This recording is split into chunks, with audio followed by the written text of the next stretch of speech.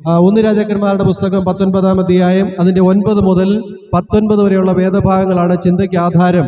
അത് മൊത്തം വായിക്കുവാൻ നമുക്ക് സമയമില്ല, ചുരുക്കത്തിൽ പെട്ടെന്ന് പറയാം. ഒന്ന് രാജാക്കന്മാർ 19:9 മുതൽ 19 വരെയുള്ള വാക്യങ്ങൾ നിങ്ങൾ വായിക്കേണ്ട, ഞാൻ അതിന്റെ കഥ അങ്ങ് പറയാം. അവിടെ ഏലിയാവ് എന്ന് പറയുന്ന ശക്തനായ ഒരു ദൈവദാസൻ അവിടെ കർമ്മേൽ പർവ്വതത്തിൽ വലിയ അത്ഭുതങ്ങൾ ചെയ്തു. പ്രാർത്ഥിച്ചപ്പോൾ തീയിറങ്ങി അവിടെ വലിയ അത്ഭുതങ്ങളൊക്കെ നടത്തി താഴോട്ട് വരുന്ന സമയത്ത്, ആ കൊട്ടാരത്തിൽ വരുന്ന സമയത്ത് യെസബേൽ എന്ന് പറയുന്ന അവിടുത്തെ രാജ്ഞി പറഞ്ഞു, നാളെ ഈ നേരത്ത് നിന്നെ ഞാൻ ഇതുപോലാക്കും. ഇത് കേട്ട് കഴിഞ്ഞപ്പോൾ ആകപ്പാടെ തകർന്ന് തരിപ്പണമായി പോയ ഏലിയാവ് തന്റെ ഭൃത്യനുമായിട്ട് അങ്ങനെ അവിടെ നിന്ന് ഓടിപ്പോകുന്ന സമയത്ത് താൻ കുറെ ദൂരം ചെന്നിട്ട് ആ ഭൃത്യനോട് പറഞ്ഞു, നീ ഇവിടെ തന്നെ ഇരിക്കെന്ന് പറഞ്ഞതിന് ശേഷം വീണ്ടും താൻ ഒറ്റയ്ക്ക് പോകുന്ന സമയത്ത് ദൈവത്തിന്റെ ദൂതൻ തനിക്ക് പ്രത്യക്ഷനായി. അവിടെ തനിക്ക് കഴിക്കുവാൻ ആഹാരം കൊടുക്കുന്നു. നിന്നെക്കുറിച്ച് വലിയ ശുശ്രൂഷയുണ്ട്, എഴുന്നേറ്റ് നടക്കാൻ വേണ്ടി പറയുന്നു. അങ്ങനെ താൻ അപ്പവും അടയൊക്കെ എടുത്ത് കഴിച്ച് പിന്നെ ഒരു 40 ദിവസത്തോളം നടന്നു എന്ന് ഒരു ഗുഹയ്ക്കകത്ത് കയറുന്നതാണ് സന്ദർഭം. അപ്പൊ ഇന്ന് പകൽ ദൈവത്തിന്റെ ആത്മാവ് നമ്മളോട് സംസാരിക്കുന്ന ചില പ്രത്യേക കാര്യമുണ്ട്. അവിടെ ഏലിയാവിനോട് ദൈവം ചോദിക്കുന്ന ഒരു ചോദ്യമുണ്ട്, ഏലിയാവേ, നിനക്ക് ഇവിടെ എന്ത് കാര്യം? സ്തോത്രം. ഇന്ന് പകൽ ദൈവത്തിന്റെ പരിശുദ്ധാത്മാവ് നമ്മളോടും നിങ്ങളോടും ചോദിക്കുന്ന ഒരു ചോദ്യമുണ്ട്. പ്രിയ സഹോദര, നിനക്ക് ഇപ്പോൾ ഈ ആയിരിക്കുന്ന അവസ്ഥയിൽ നിനക്ക് എന്താ കാര്യം? ദൈവത്തിന്റെ ആത്മാവ് നമ്മളോട് പറയുന്നതിന് കാരണം എന്താണെന്ന് ചോദിച്ചു കഴിഞ്ഞാൽ, ചില സന്ദർഭങ്ങളിലൊക്കെ നമ്മൾ ഗുഹയ്ക്കകത്ത് കയറിയതുപോലെയാണ്. ജീവിതത്തിൽ എല്ലാം നല്ലത് ചെയ്തു, എല്ലാ ശുശ്രൂഷയും കറക്റ്റായിട്ട് ചെയ്തു, എല്ലാം നല്ലതായിട്ട് ചെയ്തു പോയ സന്ദർഭത്തിൽ പെട്ടെന്ന് തിരിച്ചടികൾ വരുമ്പോൾ എന്ത് ചെയ്യണമെന്നറിയാതെ ജീവിതത്തിന്റെ ഗുഹയ്ക്കകത്ത് കയറിയിരിക്കുന്ന നിങ്ങളോടും എന്നോടും ദൈവത്തിന്റെ പരിശുദ്ധാത്മാവ് ചോദിക്കുന്ന ചോദ്യമുണ്ട്, brother, what are you doing here? നിനക്ക് ഇവിടെ എന്താ കാര്യം? നിന്നെ കുറിച്ച് ഉദ്ദേശിച്ചത് ഇതല്ല, മറ്റൊരു ശുശ്രൂഷയാണ്. സ്തോത്രം. ശ്രദ്ധിച്ച് കേൾക്കുക. ഏലിയാവ് ഗുഹയ്ക്കകത്ത് കയറിയിരിക്കുന്ന വാക്യം 9-ാമത്തെ വാക്യത്തിൽ ഇങ്ങനെ പറഞ്ഞത്, അവിടെ അവൻ ഒരു ഗുഹയിൽ കടന്ന് രാപ്പാർത്തു. അപ്പോൾ അവന് യഹോവയുടെ അരുളപ്പാടുണ്ടായി, അവനോട്, ഏലിയാവേ, ഇവിടെ നിനക്ക് എന്ത് കാര്യമെന്ന് ചോദിച്ചു. ഏലിയാവിനോട് ദൈവം സംസാരിക്കുക. എത്രയോ ദൂരം യാത്ര ചെയ്ത് വന്നിട്ടും ഈ ദൈവഭക്തനോട് ദൈവത്തിന്റെ കരുണ തീർന്നു പോയിട്ടില്ല. പ്രതിസന്ധിയുടെ ആഴങ്ങളിലൂടെ കടന്നു പോകുന്ന സമയത്തും ദൈവം അവനോട് സംസാരിക്കുക.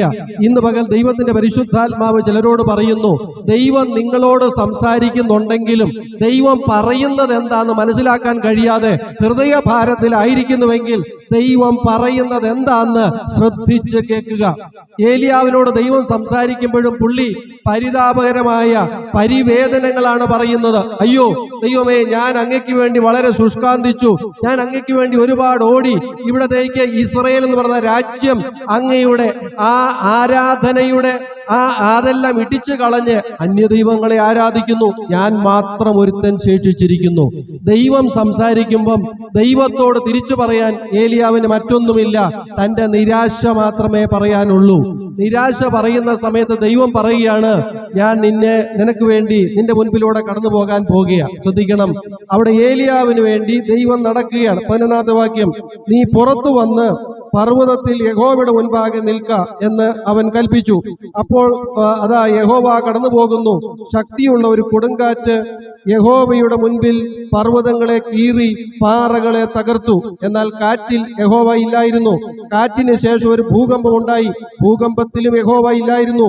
ഭൂകമ്പത്തിന് ശേഷം ഒരു തീയിലും യഹോവ ഇല്ലായിരുന്നു. തീയുടെ ശേഷം സാവധാനത്തിൽ ഒരു മൃദുസ്വരമുണ്ടായി. ശ്രദ്ധിച്ച് കേൾക്കുക. പലപ്പോഴും നമ്മൾ പാത്ത് ഒളിച്ച് ജീവിതത്തിൽ നിരാശപ്പെട്ട് ഗുഹയ്ക്കകത്തൊക്കെ പോയിരിക്കുന്ന സമയത്ത് നമ്മൾ ദൈവശബ്ദം പ്രതീക്ഷിക്കുന്നത് വലിയ കൊടുങ്കാറ്റിനകത്തും തീക്കകത്തും ഭൂകമ്പത്തിനകത്തുമൊക്കെയാ.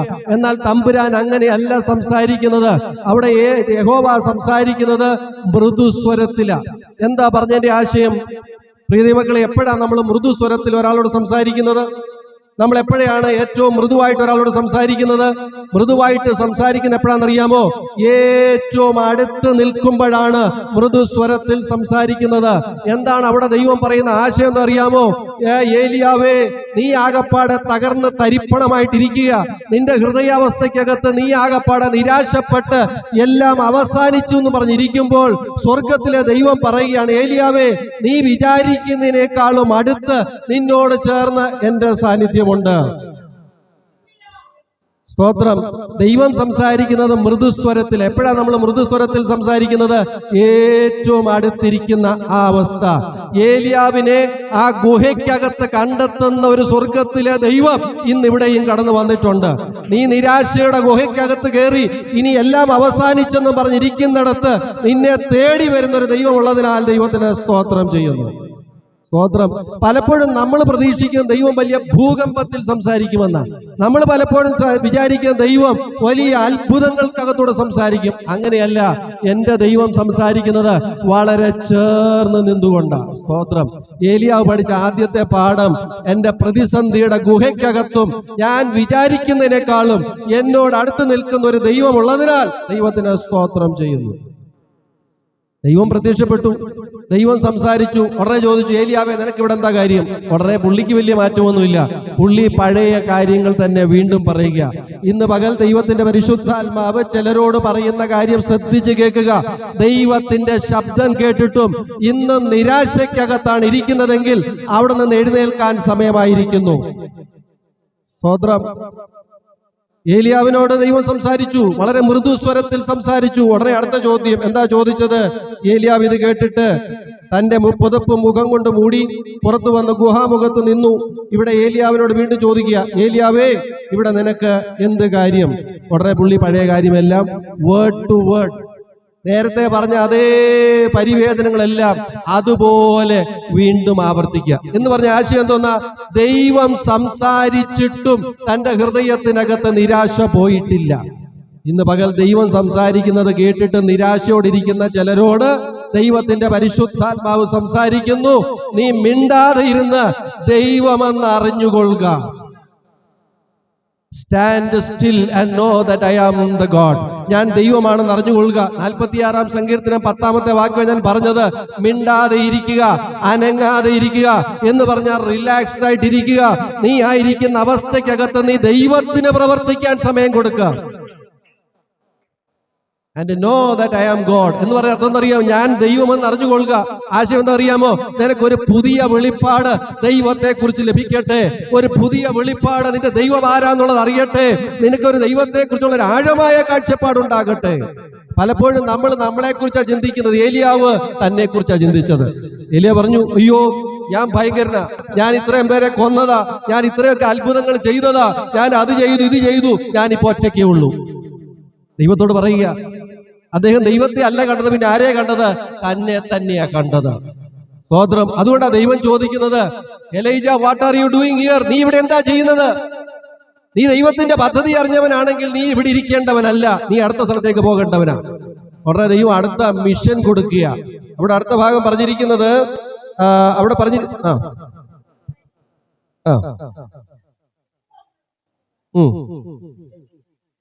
മതി, എക്സ്പ്ലെയിൻ ചെയ്യാൻ സമയമില്ല. യു ജസ്റ്റ് ടേൺ അറൗണ്ട്, പോവുക തിരിച്ച്. നിനക്കൊരു പുതിയ മിഷൻ ഉണ്ട്. ഇന്ന് പകൽ നിരാശപ്പെട്ട് ഗുഹയ്ക്കകത്തിരിക്കുന്ന ചിലരോട് ദൈവത്തിന്റെ പരിശുദ്ധാത്മാവ് പറയുന്നത്, നിന്റെ നിരാശ മാറണമെങ്കിൽ നീ തിരിച്ചറിയേണ്ട ഏറ്റവും പ്രധാനപ്പെട്ട കാര്യം, നിന്റെ ശുശ്രൂഷ അവസാനിച്ചില്ല, നിന്റെ ജീവിതം അവസാനിച്ചില്ല, നിനക്ക് ഫുൾ സ്റ്റോപ്പ് വീണിട്ടില്ല. നിനക്കൊരു പുതിയ ശുശ്രൂഷ തമ്പുരാൻ ഒരുക്കുന്നുണ്ട്. You always should have a sense of a purpose. ജീവിതത്തിൽ ഒരു പർപ്പസ് ഉണ്ടെന്ന് തിരിച്ചറിയണം. പലപ്പോഴും നമ്മൾ വിചാരിക്കുന്നത്, അയ്യോ, എന്റെ ശുശ്രൂഷ അവസാനിച്ചു, ഞാൻ തീർന്നു, ഇസബേൽ എന്നെ കൊല്ലും, ഞാൻ ഇവിടെ നിന്ന് നശിച്ചു പോകുമെന്ന് നീ വിചാരിക്കുമ്പോൾ ദൈവം പറയുക, ഇല്ല, തീർന്നിട്ടില്ല, നിനക്കൊരു പുതിയ ശുശ്രൂഷയുണ്ട്. സ്തോത്രം. അതുകൊണ്ട് എവിടെ പോകുക? You just go to Damascus. നീ ദമശ്കിലേക്ക് പോകാനാ പറയുന്നത്. രണ്ടാമത്തെ ഒരു കാര്യം ദൈവം പറയുന്നത് അറിയാമോ? നിനക്കൊരു ടീം വേണം. നിനക്കൊരു ടീം വേണം. എന്തോ ചെയ്യണം? നീ പോയിട്ട് ഏലിശായെ അഭിഷേകം ചെയ്യുക. നിരാശ മാറണമെങ്കിൽ ഒരു പുതിയ ശുശ്രൂഷ, നിരാശ മാറണമെങ്കിൽ ഒരു പുതിയ ടീം നമ്മളോട് കൂടെ ചേർന്ന് പ്രവർത്തിക്കുവാനിടയായിത്തീരണം. നോക്കിയേ, ഏലിയാവ് നിലവിളിച്ചത്, ദൈവമേ, ഞാൻ ഒറ്റയ്ക്കേ ഉള്ളൂ, എന്റെ ശുശ്രൂഷ അവസാനിച്ചു, അവരെന്നെ ഇപ്പൊ തന്നെ തട്ടിക്കളയും. തമ്പുരാൻ പറയില്ല, നിന്റെ ശുശ്രൂഷ അവസാനിച്ചിട്ടില്ല. നിരാശയുടെ ഗുഹയ്ക്കകത്ത് വന്ന് നിന്നോട് സംസാരിക്കുന്ന ഒരു സ്വർഗത്തിലെ ദൈവമാ നിന്നെ വിളിച്ചിറക്കിയിരിക്കുന്നത്. Praise the Lord. ഇന്ന് രാത്രി, ഇന്ന് പകൽ തിരിച്ചറിയുക, നിങ്ങൾ കടന്നു പോകുന്ന ഏത് ഗുഹയാണെങ്കിലും ആ ഗുഹയ്ക്കകത്ത് വന്ന് സംസാരിക്കുന്ന ഒരു സ്വർഗത്തിലെ ദൈവം നിങ്ങൾക്ക് പുതിയ വഴികളെ തുറക്കുവാൻ ശക്തനാണ്. Hallelujah. A new vision, a new direction. അത് തന്നെയല്ല ഒരു ന്യൂ ടീം. അവിടെ പറയുകയാണ്, നീ പോയി എലീശായെ അഭിഷേകം ചെയ്യുക. അത് തന്നെ. അതിനുശേഷം ദൈവം പറയുന്ന ഏറ്റവും ശ്രേഷ്ഠകരമായ ഒരു കാര്യമുണ്ട്. അതിന്റെ അവസാന ഭാഗത്ത് ഇങ്ങനെയാണ്, 18ാമത്തെ വാക്യത്തിൽ, എന്നാൽ ബാലിന് മടങ്ങാത്ത മുഴങ്കാലും അവനെ ചുംബനം ചെയ്യാത്ത വായുമുള്ളവരായി ആകെ 7000 പേരെ ഞാൻ ഇസ്രായേലിൽ ശേഷിപ്പിച്ചിരിക്കുന്നു. ഏലിയാവേ, നിന്റെ കണ്ണ് നീ ഒന്ന് തുറക്കണം. പലപ്പോഴും നീ വിചാരിക്കുന്നത് നീ മാത്രമേ ഉള്ളൂ ഈ ലോകത്തെ ശുശ്രൂഷ ചെയ്യുന്നത്. അങ്ങനെയല്ല. നിനക്ക് അപ്പുറമായിട്ട് എനിക്ക് 7000 പേരുണ്ട്. That means you are not alone. നീ ഒറ്റയ്ക്കല്ല. നീ വിചാരിക്കുന്നതിനേക്കാൾ ശ്രേഷ്ഠകരമായ ദൈവത്തിന്റെ പദ്ധതികൾ. Hallelujah. So when you understand the truth, സത്യം തിരിച്ചറിഞ്ഞു കഴിയുമ്പോൾ അയ്യോ ഞാൻ അത്ര നിസ്സാരനാണെന്ന് നമുക്ക് മനസ്സിലാകും. Never compare yourself with your own ministry. നിങ്ങളുടെ മിനിസ്ട്രി നിങ്ങളും തമ്മിൽ കമ്പയർ ചെയ്യരുത്. സ്വർഗത്തിലെ ദൈവത്തോടു കൂടെ ആയിട്ട് തുലനം ചെയ്യുക. നിങ്ങളുടെ പ്രശ്നങ്ങൾക്ക് ഒരുപാട് വ്യത്യാസങ്ങൾ ഉണ്ടാകുവാനിടയായിത്തീരും. സ്തോത്രം. ആ കേവിനകത്ത് വന്ന് സംസാരിക്കുന്ന ദൈവം സംസാരിച്ച രീതി എങ്ങനെയെന്നറിയാമോ? He whispered. മന്ത്രിക്കുക. എന്തിനാ മന്ത്രിച്ചെന്നറിയാമോ? ഏലിയാവെ, നീ പ്രതീക്ഷിക്കുന്നത് ഭൂകമ്പത്തിനകത്തൂടെ സംസാരിക്കുന്ന ദൈവത്തെയാ. നീ പ്രതീക്ഷിക്കുന്നത് തീക്കകത്തൂടെ സംസാരിക്കുന്ന ദൈവത്തെയാ. നീ പ്രതീക്ഷിക്കുന്നത് കൊടുങ്കാറ്റിനകത്ത് ഇടപെടുന്ന ഒരു ദൈവത്തെയാ. ഏലിയാവിനോട് ദൈവം പറയുക, I am much closer than that. അതിനേക്കാളും അടുത്ത ഏലിയാവെ ഞാൻ നിനക്ക്. പലപ്പോഴും നീ അത് തിരിച്ചറിയുന്നില്ല. 46-ാം സങ്കീർത്തനത്തിന്റെ 1-ാമത്തെ വാക്യം എന്താ പറഞ്ഞിരിക്കുന്നത്?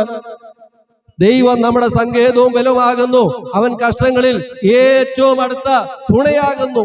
Ever present help. ഏറ്റവും അടുത്ത തുണ. നമ്മുടെ ശ്വാസത്തെക്കാൾ അടുത്ത് നമ്മുടെ ദൈവം നമ്മുടെ കൂടെയുണ്ട്. അതുകൊണ്ട് നിരാശ വരുന്ന സമയത്ത് ചെയ്യേണ്ടത് നമ്മളിലേക്കല്ല നോക്കേണ്ടത്. ആരിലേക്ക് നോക്കണം? സ്വർഗത്തിലെ ദൈവത്തെങ്കിലേക്ക് നോക്കണം. അതാ ദൈവം ഇന്ന് പകൽ നമ്മളോട് സംസാരിക്കുന്നത്. 46-ാം സങ്കീർത്തനം അതിന്റെ 10-ാമത്തെ വാക്യം അതിങ്ങനെ പറഞ്ഞിരിക്കുന്നത്, മിണ്ടാതെ ഇരുന്ന് ഞാൻ ദൈവമെന്ന് അറിഞ്ഞുകൊള്ളുവീൻ. അടുത്ത അതിന്റെ 2-ാമത്തെ ലൈൻ പറഞ്ഞിരിക്കുന്നത്, ഞാൻ ജാതികളുടെ ഇടയിൽ ഉന്നതനാകും. ഒന്നാമത്തെ കാര്യം ദൈവം പറയുന്നത് മിണ്ടാതിരിക്കുക. Be still. A call for total surrender. പൂർണ്ണമായി ഒന്ന് ദൈവസന്നിധി സമർപ്പിക്കാൻ റെഡിയാണോ? നിങ്ങളുടെ മെഡിക്കൽ റിപ്പോർട്ട് കണ്ട് വെപ്രാളപ്പെടരുത്. നിങ്ങളുടെ മുമ്പിൽ കിടക്കുന്ന ബാങ്കിന്റെ കടം നോക്കി നിങ്ങൾ വെപ്രാളപ്പെടരുത്. നിങ്ങളുടെ മുമ്പിൽ നിൽക്കുന്ന ഇരുണ്ട വാതിലുകൾ നോക്കി വെപ്രാളപ്പെടരുത്. ദൈവസന്നിധിയിൽ ഒന്ന് അടങ്ങിയിരിക്കാൻ തയ്യാറാണെങ്കിൽ സ്വർഗത്തിലെ തമ്പുരാൻ നിങ്ങൾക്ക് വേണ്ടി അത്ഭുതങ്ങളെ ചെയ്യും. സ്തോത്രം. പലപ്പോഴും നമുക്ക് വെപ്രാളമാണ്. നാളെ എന്ത് ചെയ്യും? നാളെ നമ്മൾ എന്ത് വിചാരിച്ചാലും ഒന്നും നടക്കത്തില്ല. എന്നാൽ തമ്പുരാൻ വിചാരിച്ചാൽ വഴികൾ തുറക്കപ്പെടും. ആ കലങ്ങി മറിയുന്ന യോർദാനകത്ത് ഉണങ്ങിയ നിലം ഒരുക്കുവാൻ സ്വർഗത്തിലെ ദൈവത്തിന് കഴിയും. ഹല്ലേലൂയ. ചെങ്കടലിന്റെ മുൻപിൽ എന്ത് ചെയ്യുമെന്ന് വെപ്രാളപ്പെട്ടവരോടും ദൈവത്തിന്റെ ആത്മാവ് പറഞ്ഞത് ഇതാണ്, മിണ്ടാതിരിക്കുക. സ്തോത്രം. So be still and know that I am God. ഞാൻ ദൈവമെന്ന് അറിഞ്ഞുകൊള്ളുക. എന്താ അതിന്റെ അർത്ഥം? നീ എന്നെ കുറിച്ചൊന്ന് പുതിയതായിട്ട് മനസ്സിലാക്കുക. പ്രശ്നങ്ങളെ അല്ല കാണേണ്ടത്, പുതിയതായിട്ട് മനസ്സിലാക്കുക. അതിന്റെ അവസാന ഭാഗത്ത് ഇങ്ങനെ പറഞ്ഞിരിക്കുന്നത്, ഞാൻ ജാതികളുടെ ഇടയിൽ ഉന്നതനാകും. അവിടെ ഒരു confidence, a call for confidence. ഉറപ്പാ പറയുന്നത്, ഞാൻ ജാതികളുടെ മധ്യത്തിൽ ഉന്നതനാകും എന്ന് പറഞ്ഞാൽ ദൈവത്തിന്റെ നാമം മഹത്വം എടുക്കും. ശ്രദ്ധിച്ചു കേൾക്കുക പ്രിയ ദൈവവൈതലേ, നിന്റെ പ്രശ്നത്തിനകത്ത് പ്രശ്നം മാറ്റുക എന്നുള്ളതല്ല ദൈവത്തിന്റെ പ്രശ്നം. അതിന്റെ മധ്യത്തിൽ ദൈവത്തിന്റെ പേര് വലുതാകുക എന്നുള്ളതാണ് ദൈവത്തിന്റെ ആവശ്യം. സ്തോത്രം. നിങ്ങൾ കടന്നു പോകുന്ന പ്രതിസന്ധികൾ ദൈവം അനുവദിച്ചിട്ട് തന്നെയാണ്. അതെന്തിനാണെന്നറിയാമോ? ദൈവം ആരാന്ന് നിങ്ങളിലൂടെ നിങ്ങളുടെ ചുറ്റുപാടുകൾ അറിയണം. സ്തോത്രം. ഈ പ്രിയ ജോസ്റ്റാൻ ഇവിടെ വന്നിരിക്കുമ്പോൾ എനിക്ക് അത്ഭുതമാണ്. ഞാൻ അന്ന് കാരിത്താസിൽ പോയി കണ്ടതാ. അവിടെ വെന്റിലേറ്ററിനകത്ത് കിടക്കുന്ന കിടപ്പ്, ശബ്ദിക്കാൻ ഉരിയാടാനും കഴിയാതെ അങ്ങനെ ഇരിക്കുന്ന ആ ദൈവദാസൻ ഇവിടെ വന്ന് ഇന്നിവിടെ ഇരിക്കുന്നത് ദൈവത്തിന്റെ ഒരു അത്ഭുതമാണ്. കഷ്ടതയിലൂടെ കടത്തിവിടുന്നത് സ്വർഗത്തിലെ ദൈവത്തിന്റെ മഹത്വം വെളിപ്പെടാൻ വേണ്ടിയിട്ടാണ്. സ്തോത്രം. പലപ്പോഴും നമുക്ക് വേദനയാ, കഷ്ടതയും പ്രയാസവും ഒക്കെ. ലാസറിനോട് ചോദിച്ച്, ലാസറെ ആർ യു ഹാപ്പി? നീ സന്തോഷമുള്ളവനാണോ? ലാസർ ഇങ്ങനെ ആയിരിക്കും സാക്ഷ്യം പറയുന്നത്, അയ്യോ എനിക്കൊരു സന്തോഷവും ഇല്ലായിരുന്നു. എന്റെ സഹോദരിമാരുടെ ഏറ്റവും അടുത്ത ഫ്രണ്ട് ആയിരുന്നു യേശു ക്രിസ്തു. പക്ഷെ ഞാൻ കഷ്ടതയിലായ സമയത്ത് അദ്ദേഹം ലേറ്റ് ആയിട്ടാ വന്നത്. ഞാൻ അവസാനം ആ ഗുഹയ്ക്കകത്ത് കയറേണ്ടി വന്നു. അവിടുന്ന് തമ്പുരാൻ എന്നെ വിടുവിച്ചു. എന്നാൽ അതേ ചോദ്യം യേശുവിനോട് ചോദിച്ചു നോക്കിയേ, യേശുവെ അങ്ങെന്തിനാണ് ലേറ്റ് ആയിട്ട് വന്നത്? അവിടെ ഒരു മറുപടി യേശു കർത്താവ് പറയും, എനിക്ക് ഈ ലാസറിനെ വലിയ ഇഷ്ടമാ, പക്ഷെ ഞാൻ ആരാന്ന് ലോകം അറിയണമെന്നുണ്ടെങ്കിൽ അവൻ ആ ഗുഹയ്ക്കകത്ത് കയറിയെങ്കിലേ മതിയാകത്തുള്ളൂ. സ്തോത്രം. ഞാൻ ജാതികളുടെ മധ്യത്തിൽ ഉന്നതനാകും. So be stand still and know I am the God. ഞാൻ ദൈവമെന്ന് അറിയുക. ഏലിയാവിനോട്, ഇന്ന് ചില ഏലിയാവുമാരോട് ദൈവത്തിന്റെ ആത്മാവ് ചോദിക്കുന്ന ഏറ്റവും പ്രസക്തമായ ചോദ്യം, വൈ ആർ യു ഹിയർ? നിങ്ങളുടെ നിരാശയുടെ ഗുഹയ്ക്കകത്ത് നിങ്ങൾ എന്തിനാ ഇപ്പം കയറിയിരിക്കുന്നത്? നിങ്ങളോട് മൃദുവായി സംസാരിക്കുന്ന ദൈവശബ്ദം കേൾക്കുവാൻ തയ്യാറെടുക്കുക. എത്ര പേര് അതിന് തയ്യാറാകും? നിങ്ങളോട് ദൈവം പറഞ്ഞ് നിങ്ങൾ കേൾക്കുന്നുണ്ടോ? ഇല്ലെന്നുണ്ടെങ്കിൽ മുട്ടുമടക്കി പ്രാർത്ഥിക്കണം. സാബു സാറിന്റെ മേശപ്പുറത്ത് ഒരു നല്ല മനോഹരമായ ഒരു എഴുത്തിരിപ്പുണ്ട്. When you cannot stand kneel down in prayer. നിങ്ങൾക്ക് നിൽക്കാൻ കഴിയത്തില്ലെന്ന് തോന്നുന്നിടത്ത് മുട്ടുമടക്കി പ്രാർത്ഥിക്കാൻ തയ്യാറെടുക്കുക. സ്തോത്രം. മുട്ടുമടക്കി പ്രാർത്ഥിക്കുമ്പോൾ സ്വർഗത്തിലെ ശബ്ദം കേൾക്കും. അത് വലിയ ഭീകരമായ ശബ്ദമാകത്തില്ല, മന്ത്രിക്കുന്ന സ്വരം നമ്മുടെ ഹൃദയത്തിനകത്ത് കേൾക്കുവാൻ ഇടയായിത്തീരും. അതുകൊണ്ട് സ്പെൻഡ് ടൈം വിത്ത് ഗോഡ്. ദൈവത്തോടുകൂടെ സമയങ്ങളെ ചെലവഴിക്കുക. ബിസിനസ് ഒക്കെ മാറ്റിവെക്കുക. ഹൃദയത്തിന്റെ നിരാശകളൊക്കെ ഒന്ന് മാറ്റിവെച്ചതിന് ശേഷം കർത്താവേ എന്നോടൊന്ന് സംസാരിക്കുക. എത്ര പേര് അതിന് തയ്യാറാകും? കണ്ണുകളടയ്ക്കാം, പ്രാർത്ഥിക്കാം. ഒരു നിമിഷം നിങ്ങളുടെ വലതുകരങ്ങളെ ഉയർത്തി പിടിച്ചാട്ട്. സ്വർഗസ്ഥനായ ഞങ്ങളുടെ കർത്താവേ, ഞങ്ങൾ അങ്ങയുടെ പാദപീഠത്തിലേക്ക് കടന്നു വരുന്നു. അങ്ങയുടെ ശബ്ദം, മൃദുസ്വരം ഞങ്ങളെ കേൾപ്പിക്കണമേ. ഞങ്ങൾക്കൊരു പുതിയ മിഷൻ, ഒരു പുതിയ വിഷൻ തരണമേ. ഞങ്ങളോട് ചേർന്ന് മുന്നേറുവാൻ തക്കവണ്ണം ആളുകളെ ഒരുക്കണമേ. കർത്താവേ, ഞങ്ങളുടെ കാഴ്ചപ്പാടുകളെ വിശാലമാക്കണമേ. സത്യം തിരിച്ചറിയുവാൻ ഞങ്ങളെ ഇടയാക്കണമേ. ഒരുമിച്ച് അനുഗ്രഹിക്കണം. യേശു കർത്താവിൻ നാമത്തിൽ തന്നെ. ആമേൻ.